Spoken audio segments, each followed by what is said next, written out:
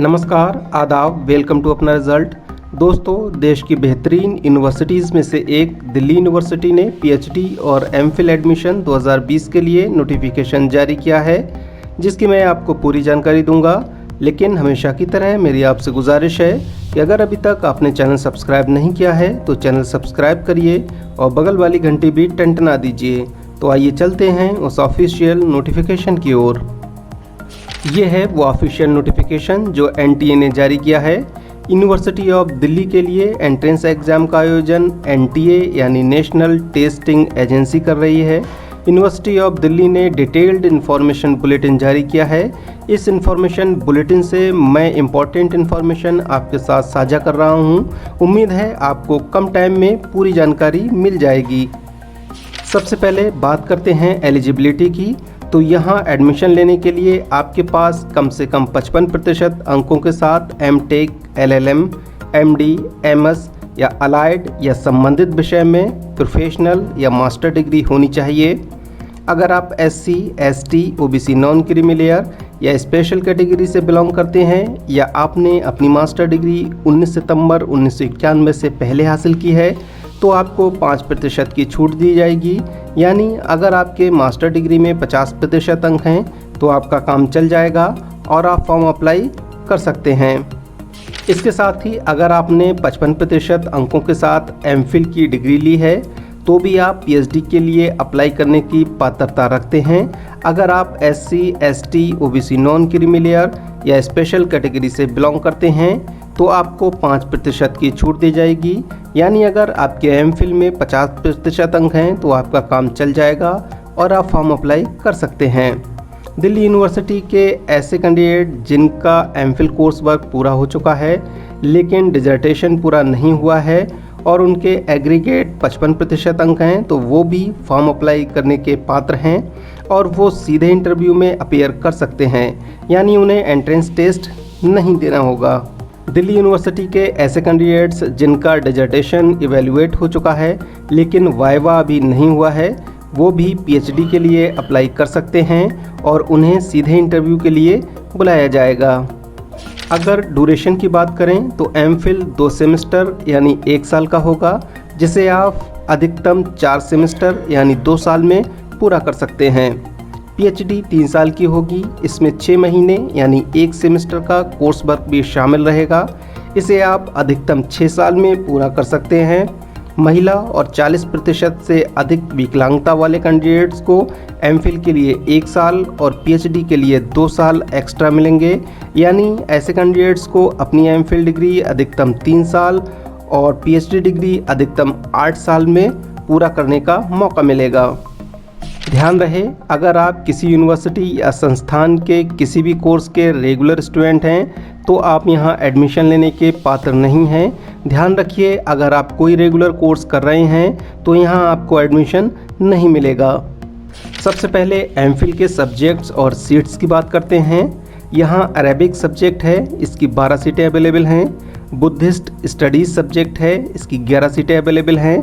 English subject है, इसकी 35 सीटें अवेलेबल हैं। हिंदी विषय है, इसकी 28 सीटें उपलब्ध हैं। लाइब्रेरी एंड इंफॉर्मेशन साइंस की 14 सीटें उपलब्ध हैं। लिंग्विस्टिक्स सब्जेक्ट की 6 सीटें अवेलेबल हैं।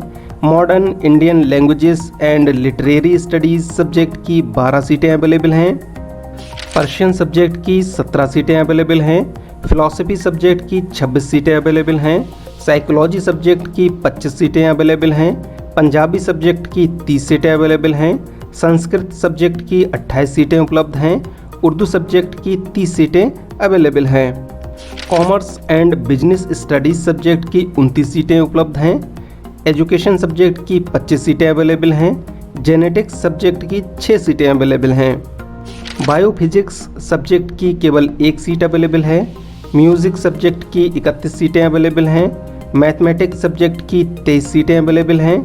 ऑपरेशनल रिसर्च सब्जेक्ट की 13 सीटें अवेलेबल हैं। स्टैटिस्टिक्स सब्जेक्ट की 7 सीटें उपलब्ध हैं।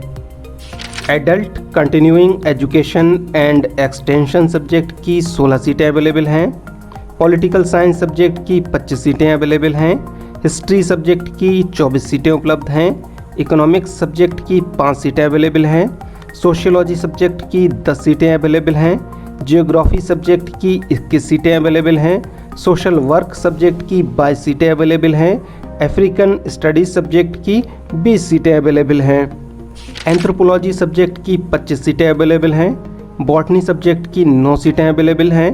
जियोलॉजी सब्जेक्ट की केवल 1 सीट अवेलेबल है। जूलॉजी सब्जेक्ट की 18 सीटें उपलब्ध हैं। पीएचडी के लिए अवेलेबल सब्जेक्ट्स और सीट्स पर नज़र डालें तो यहाँ अरेबिक सब्जेक्ट की 3 सीटें उपलब्ध हैं।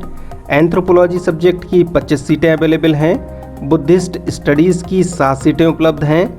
इंग्लिश सब्जेक्ट की 25 सीटें अवेलेबल हैं। जर्मनिक एंड रोमांस स्टडीज़ की 9 सीटें अवेलेबल हैं। हिंदी विषय की 77 सीटें उपलब्ध हैं।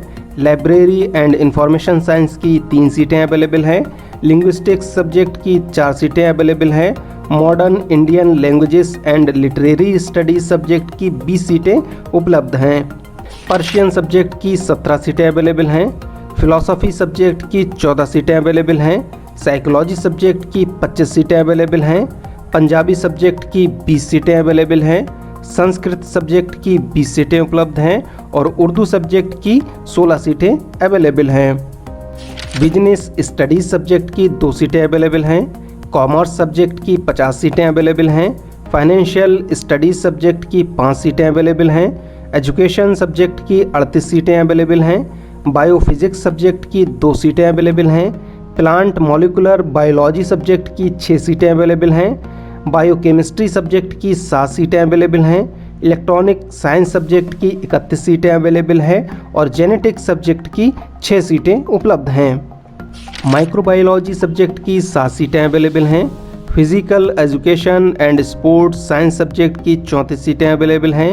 इंफॉर्मेटिक्स एंड कम्युनिकेशन सब्जेक्ट की 2 सीटें अवेलेबल हैं। म्यूज़िक सब्जेक्ट की 20 सीटें अवेलेबल हैं। लॉ सब्जेक्ट की 25 सीटें अवेलेबल हैं। मैथमेटिक्स सब्जेक्ट की 35 सीटें अवेलेबल हैं। ऑपरेशनल रिसर्च सब्जेक्ट की 11 सीटें अवेलेबल हैं। स्टैटिस्टिक्स सब्जेक्ट की 5 सीटें अवेलेबल हैं और कंप्यूटर साइंस सब्जेक्ट की 6 सीटें अवेलेबल हैं। Adult continuing education and extension subject की 10 सीटें अवेलेबल हैं। पॉलिटिकल साइंस सब्जेक्ट की 25 सीटें अवेलेबल हैं। हिस्ट्री सब्जेक्ट की 30 सीटें उपलब्ध हैं। इकोनॉमिक्स सब्जेक्ट की 13 सीटें अवेलेबल हैं। सोशियोलॉजी सब्जेक्ट की 10 सीटें अवेलेबल हैं। जियोग्राफी सब्जेक्ट की 39 सीटें अवेलेबल हैं। सोशल वर्क सब्जेक्ट की 34 सीटें अवेलेबल हैं। अफ्रीकन स्टडीज़ सब्जेक्ट की 12 सीटें अवेलेबल हैं। ईस्ट एशियन स्टडीज़ सब्जेक्ट की 7 सीटें अवेलेबल हैं। एंथ्रोपोलॉजी सब्जेक्ट की 12 सीटें अवेलेबल हैं। बॉटनी सब्जेक्ट की 33 सीटें अवेलेबल हैं। केमिस्ट्री सब्जेक्ट की 80 सीटें अवेलेबल हैं। फिजिक्स एंड एस्ट्रोफिजिक्स सब्जेक्ट की टोटल 68 सीटें अवेलेबल हैं। जियोलॉजी सब्जेक्ट की 6 सीटें अवेलेबल हैं। जूलॉजी सब्जेक्ट की 28 सीटें अवेलेबल हैं। एनवायरमेंटल स्टडीज़ सब्जेक्ट की 8 सीटें अवेलेबल हैं। बायोमेडिकल साइंसेज सब्जेक्ट की 20 सीटें अवेलेबल हैं और होम साइंस सब्जेक्ट की 40 सीटें अवेलेबल हैं। टेस्ट सेंटर्स पर नज़र डालें तो एनटीए देश भर के 20 से अधिक टेस्ट सेंटर्स पर प्रवेश परीक्षा का आयोजन करेगा। ये टेस्ट सेंटर्स हैं अहमदाबाद, बेंगलोर, भोपाल, भुवनेश्वर, चंडीगढ़, चेन्नई और दिल्ली एनसीआर। दिल्ली एनसीआर में शामिल हैं दिल्ली, गुरुग्राम, फरीदाबाद, नोएडा, ग्रेटर नोएडा, साहिबाबाद और गाज़ियाबाद। इसके साथ ही गुवाहाटी, हैदराबाद, जयपुर, जम्मू, कोलकाता, मुंबई, नागपुर, पटना, रांची, त्रिवेंद्रम, वाराणसी, श्रीनगर और इम्फाल को भी टेस्ट सेंटर बनाया है। अगर एप्लीकेशन फ़ीस की बात करें तो यहाँ SC, ST और स्पेशल कैंडिडेट्स के लिए एप्लीकेशन फ़ीस 300 रुपये है। जनरल और OBC कैंडिडेट्स के लिए 750 रुपये है। अगर लास्ट डेट की बात करें तो ऑनलाइन फॉर्म भरने की लास्ट डेट 4 जुलाई 2020 है। आप 4 जुलाई 2020 तक अपना फॉर्म भर सकते हैं। ऑनलाइन फॉर्म भरने के लिए आपको दिल्ली यूनिवर्सिटी की वेबसाइट पर जाकर रजिस्ट्रेशन करना होगा। रजिस्ट्रेशन का लिंक मैं डिस्क्रिप्शन बॉक्स में दे रहा हूं। आप लिंक पर क्लिक कर अपना फॉर्म भर सकते हैं। ये थी यूनिवर्सिटी ऑफ दिल्ली द्वारा जारी PhD MPhil एडमिशन नोटिफिकेशन 2020 की पूरी जानकारी।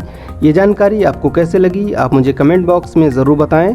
आपसे एक बार फिर गुजारिश है कि अगर अभी तक आपने चैनल सब्सक्राइब नहीं किया है तो चैनल सब्सक्राइब करिए और बगल वाली घंटी भी टंटना दीजिए, ताकि जब भी कोई नया वीडियो अपलोड हो तो उसकी जानकारी आपको सबसे पहले मिले। नमस्कार, आदाब।